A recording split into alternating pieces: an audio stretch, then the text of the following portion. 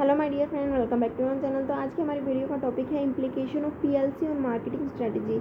Implications की हम बात करते हैं, प्रोडक्ट लाइफ साइकिल की क्या इम्प्लीकेशन है। So during the introductory stage the company must deploy various techniques so that the product does not meet with early death. It should try to build up awareness among the target groups about the newness of the product, its attributes, etc., and provide attractive incentives to both the consumers and distributor through introductory offers involving the price discount and sale promotion। जैसे कि हमने पढ़ा था, क्या होता है कि starting से ये कंपनी को क्या करके चलना चाहिए, अपने प्रोडक्ट के बारे में अवेयरनेस बनानी चाहिए, अपने कंज्यूमर्स को, डिस्ट्रीब्यूटर को क्या देना चाहिए, ऑफर्स देने चाहिए, ठीक है, डिस्काउंट्स देने चाहिए, सेल्स प्रमोशन करनी चाहिए ज़्यादा से ज़्यादा, ताकि एक कंपनी का जो प्रोडक्ट है वो अर्ली डेथ की स्टेज पे ना आए, मतलब इंट्रोडक्टरी स्टेज पे ही वो क्या ना हो, लोगों उसको डिक्लाइन ना कर दे, उसको जो है वो नापसंद ना कर दे।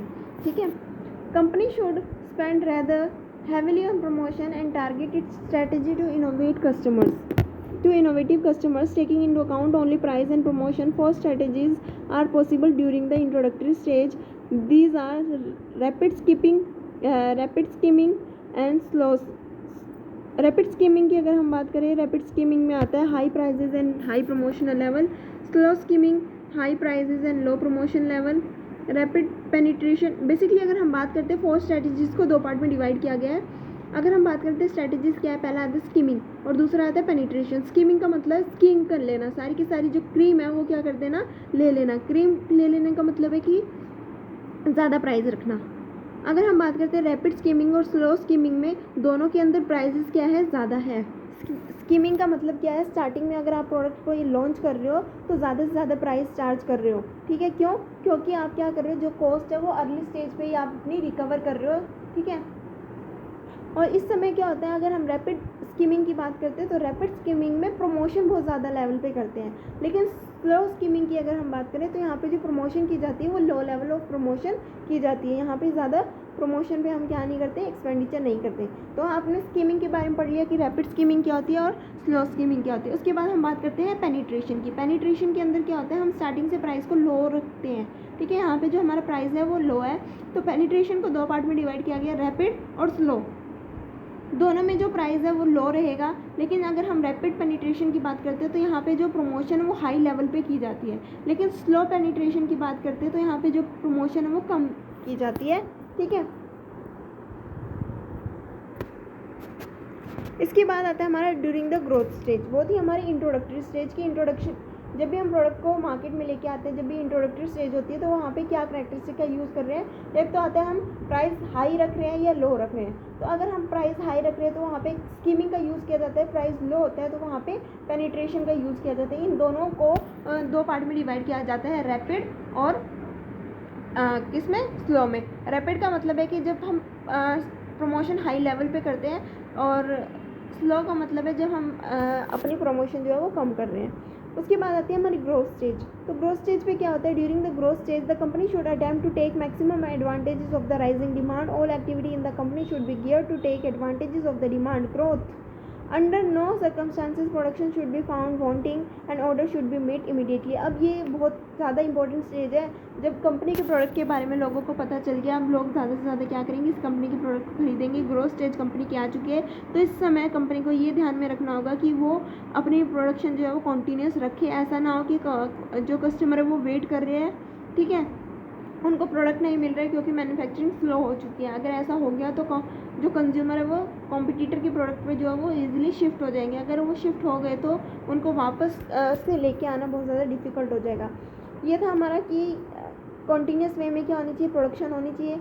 ग्रोथ स्टेज में पहला पॉइंट तो ये हो गया, ठीक है, कि हमारी जो प्रोडक्शन है वो रुकनी नहीं चाहिए, कस्टमर्स को हमेशा टाइमली जो है प्रोडक्ट अवेलेबल होना चाहिए। सेकंड है logistic, it should be streamline so that the product reaches the ultimate consumer with minimum time loss and at a place where he wanted it. Second जो point है growth stage का वो ये है कि लॉजिस्टिक फैसिलिटी हमें अच्छी देनी होगी। अगर हम बात करते हैं लॉजिस्टिक क्या होता है, इसमें ट्रांसपोर्टेशन की बात आती है, वेयर हाउसिंग की बात आती है।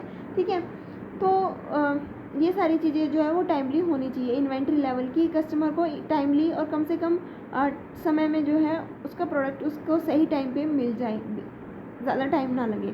इसके बाद थर्ड पॉइंट हम पढ़ते हैं promotion. It must ensure that brand insistence is build up, कि कहीं ना कहीं हमें अपने प्रोडक्ट को प्रमोट करते रहना चाहिए ताकि कस्टमर ये सोचे कि हाँ भाई जो उसने डिसीजन लिया इस प्रोडक्ट को खरीदने का वो गलत नहीं है। उसके बाद आता है it should shift from product awareness advertising to product preferences advertisement. Starting में कंपनी किस तरीके की एडवर्टाइजमेंट करती है, वो प्रोडक्ट के बारे में अवेयरनेस लाती है तो उसके अकॉर्डिंग एडवर्टाइजमेंट करती है, लेकिन उसके बाद कंपनी को किस तरीके से एडवर्टाइजमेंट करनी चाहिए ताकि वो कस्टमर को अट्रैक्ट कर सके अपने प्रोडक्ट की तरफ। So the price tend to be low in the growth stage to attract the next level of the price sensitive buyers. In terms of product quality is improved, new product features are added and the new models are introduced. इस stage पे क्या होता है कि जो हमारा existing product होता है उसके हमें जो प्राइस है वो सेंसिटिव रखने होंगे ताकि हर कोई जो है उसको परचेज़ कर सके इजीली। अच्छी क्वालिटी हमें कस्टमर्स को देनी होगी, साथ ही साथ जो हमारे एग्जिस्टिंग प्रोडक्ट है उसमें नए फीचर्स को ऐड ऑन करना होगा। It is during the maturity stage. अभी हमने पढ़ा इंट्रोडक्टरी स्टेज क्या है, सेकेंड हमने पढ़ा हमारा ग्रोथ स्टेज, थर्ड हम पढ़ते हैं हमारी मैच्योरिटी स्टेज। मैच्योरिटी स्टेज क्या होता है? It is the maturity stage that the company should intensify its effort to counter the problem posed by the stagnation sales, stepping up promotional efforts particularly in terms of sales promotion directed both at the consumers and the distributions, increase allocation to advertisement, rise in margins and other incentives to distributor, price cutting, discount etc. some of the strategies normally adopted by majority of companies. अब maturity stage आ चुकी है, इस पर company को ज़्यादा ध्यान देने की ज़रूरत है। क्यों? क्योंकि यहाँ पे कॉम्पिटिटर्स भी एंटर हो चुके हैं, तो एक कंपनी को क्या करना होगा, प्राइस कम करना होगा, जो भी मार्जिन हमारे डिस्ट्रीब्यूटर को बचता है वो ज़्यादा से ज़्यादा रखना होगा ताकि वो और ज़्यादा अट्रैक्ट हो और ज़्यादा से ज़्यादा क्या करें, डिस्ट्रीब्यूट करें, प्रोडक्ट को सेल करें। ठीक है, ज़्यादा से ज़्यादा एडवर्टाइजमेंट करनी होगी। Most importantly this is the time when life cycle stretching strategy should be put into practice by the firm. Repositioning of the product is tuned with the change environment is one of the most important strategies adopted by some companies. For instance, most companies in cooking oil business have repositioned their product in recent year, highlighting to the health conscious consumer segment cholesterol free attribute of their product. ये stage आती है जब company को अपने product में changes लाने चाहिए, अपने प्रोडक्ट को रिपोजिशन करना चाहिए। अब ठीक है,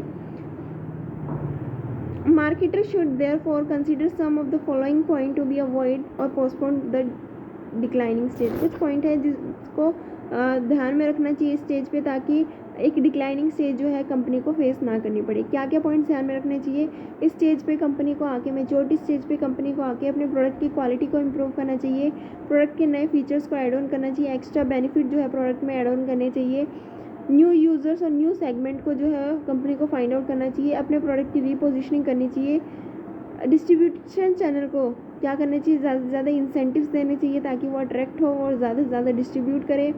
डिस्ट्रीब्यूशन इंटेंसिटी को हमें क्या करना पड़ेगा, एक्सटेंड करना पड़ेगा, ज़्यादा से ज़्यादा हमें क्या करना है, अपने प्रोडक्ट को डिस्ट्रीब्यूट करना है, डिस्ट्रीब्यूशन चैनल को एक्सपेंड करना है और ज़्यादा से ज़्यादा हमें सेल एफर्ट्स करने हैं, एडवर्टाइजमेंट ज़्यादा से ज़्यादा करनी है। So, when it is reasonably certain that no successful life cycle stretching strategy can be put into practice or the strategies attempted have not brought in the desired result, the company should think in terms of withdrawing from the market either partially or fully. Since overall profit become low or even negative during this stage, the firm should undertake a detailed review of the revenue and the cost segment wise and take a decision regarding total or partial withdrawal. कई बार क्या होता है कि इस stage पे आके company के जो प्रोडक्ट है वो अच्छा परफॉर्म नहीं कर रहे हैं, तो ये बेहतर है कि कंपनी पहले से ही क्या करे, इस तरीके की जो प्रोडक्ट है वहाँ से उसको मार्केट से निकाल ले ताकि कंपनी को और ज़्यादा लॉस ना सहन करना पड़े। So this is not an easy decision to take, but it must be remembered that a product elimination is as much as a part of product development as product introduction or modification is for unsuccessful product only add to the company's loss. अगर एक product company का अच्छा perform नहीं कर रहा है तो क्या करे, कंपनी जल्दी से जल्दी उस प्रोडक्ट को जो है मार्केट से निकाल ले ताकि कंपनी को ज़्यादा लॉस ना और जो भी रिसोर्सेज है वो उस प्रोडक्ट में लगा सके जो अच्छा परफॉर्म कर रहे हैं। So what is the basic philosophy behind product life cycle? Philosophy is anything that is born in this world must die one day. Nothing is perfect and there is always scope for improvement. यही कहा गया है कि इस world में ऐसा कुछ भी नहीं है जो बोर्न हुआ वो डाई ना हो, ठीक है। तो हमेशा स्कोप है कि हम कुछ बेहतर कर सकते हैं, ठीक है। कुछ भी चीज़ क्या नहीं है, परफेक्ट नहीं है। So an enlightened company must shoot down its own product before the competitor shoot it down. A company must mesh with success or otherwise success will mesh with the company. तो यही है कि एक company को success के साथ क्या करना चाहिए, खिलवाड़ करना चाहिए। यही है कि अगर कॉम्पिटिटर्स मार्केट में एंटर करते हैं तो वो क्या करेंगे, एक कंपनी को डाउन कर देंगे इससे पहले कि कंपनी खुद ही जो है अनसक्सेसफुल प्रोडक्ट को मार्केट से निकाल ले। तो ये थी वीडियो। आई होप आप सभी को टॉपिक अच्छा लगा होगा, क्लियर हो गया होगा, समझ में आ गया होगा। Important question exam point of view से अच्छे से प्रिपेयर करके जाना। Thanks for